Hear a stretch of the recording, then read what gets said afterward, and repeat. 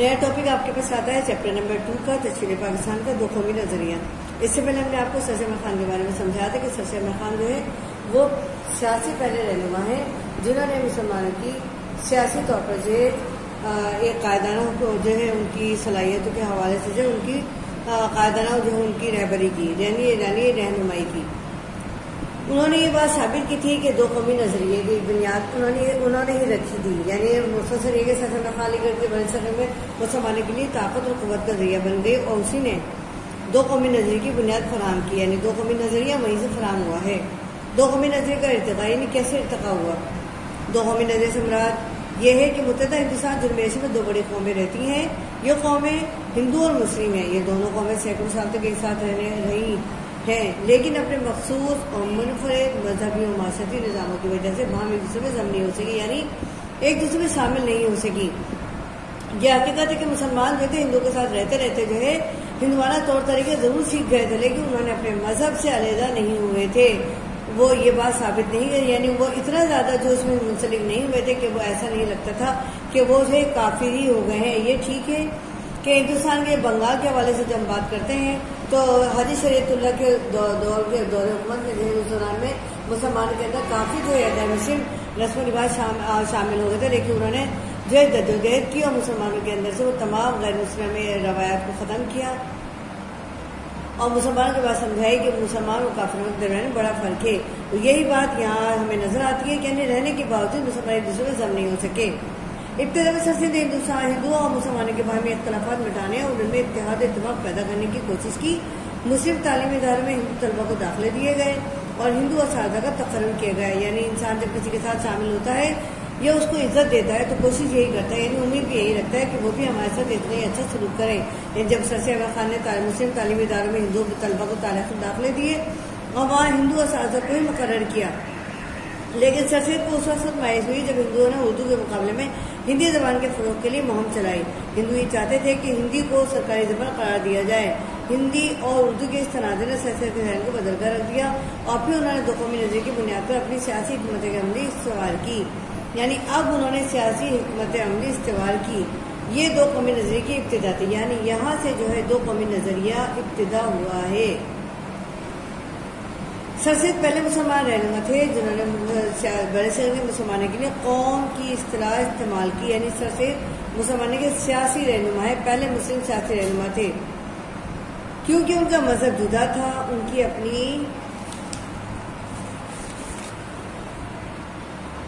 مخصوص اور منفرد تہذیب و ثقافت تھی، ان کا فلسفہ ثقافت الگ تھا، اخلاقی اقدار مختلف تھا اور معیشت بالکل جدا گانا تھی۔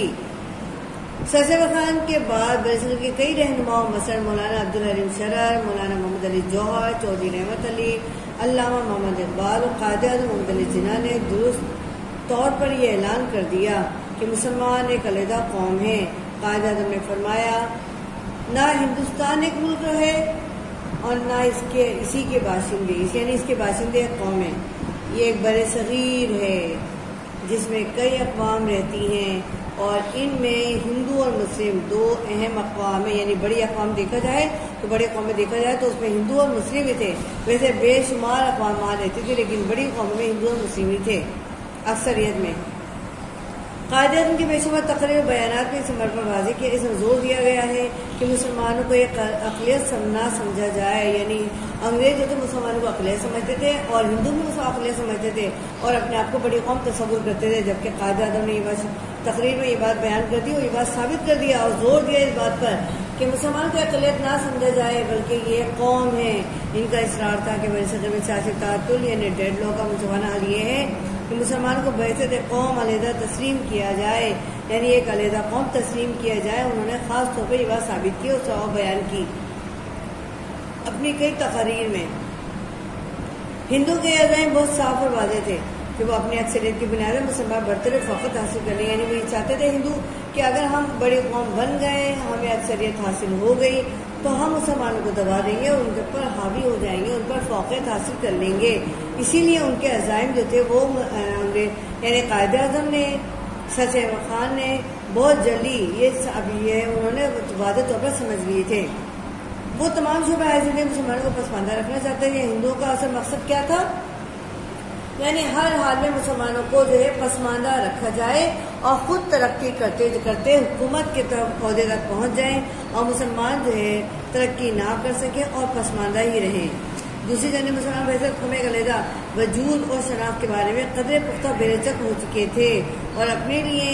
علیحدہ مادر وطن چاہتے تھے۔ مسلمان اب جو تھے اپنے ہر طرح کی قربانی دینے کو تیار تھے، یعنی قدر پختہ ہو چکے تھے، ان کا اندر کا جذبہ جو تھا بے لچک ہو چکے تھے، ان کے اندر اس معاملے میں کسی قسم کی کوئی کمپرومائز نہیں تھی۔ وہ نہیں چاہتے تھے کہ اب ہم جو ہے کسی طرح بھی جو ہے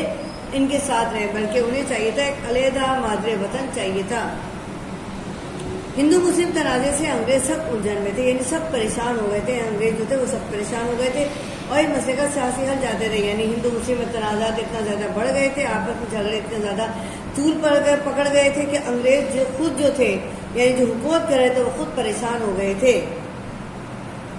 دسمبر 1885 میں ایک انگریز ہیوم نے انڈین نیشنل کانگریس کے نام سے ایک سیاسی جماعت قائم کی تاکہ لوگوں کو اپنے خیالات اور جذبات کے اظہار کے لیے پلیٹ فارم مل جائے اور وہ انگریزوں سے نہ الجھیں۔ ہندوؤں کی ایک کثیر تعداد نے اس پارٹی میں شمولیت اختیار کر لی اور جلد یہ ہندوؤں کی جماعت بن گئی۔ سر احمد خان نے مسلمانوں کو انگریز سے علیحدہ رہنے کا مشورہ دیا کیونکہ وہ ہندوؤں کے خود غرضانہ عزائم سے آگاہ ہو چکے تھے، یعنی واقف ہو چکے تھے، آپ جان چکے تھے کہ ہندوؤں کے عزائم کیا ہیں، ان کے ارادے کیا ہیں۔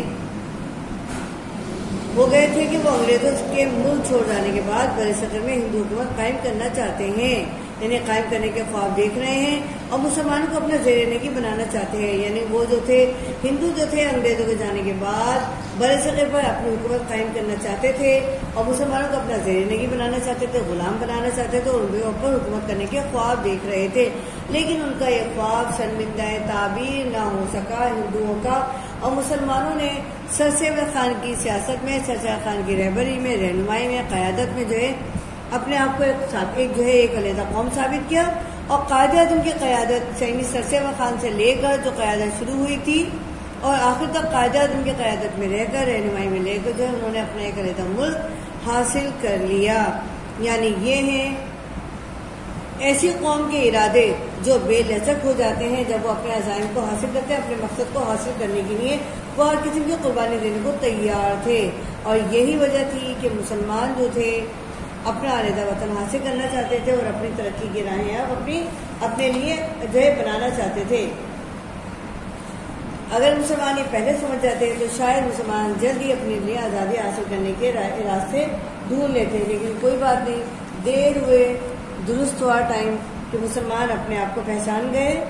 اپنے جو ہے وقار کو پہچان گئے اور انہوں نے اپنے لیے اپنے مادر وطن حاصل کرنے کے لیے ہندوؤں کے شانہ بشانہ کھڑے ہو گئے، یعنی جو ہے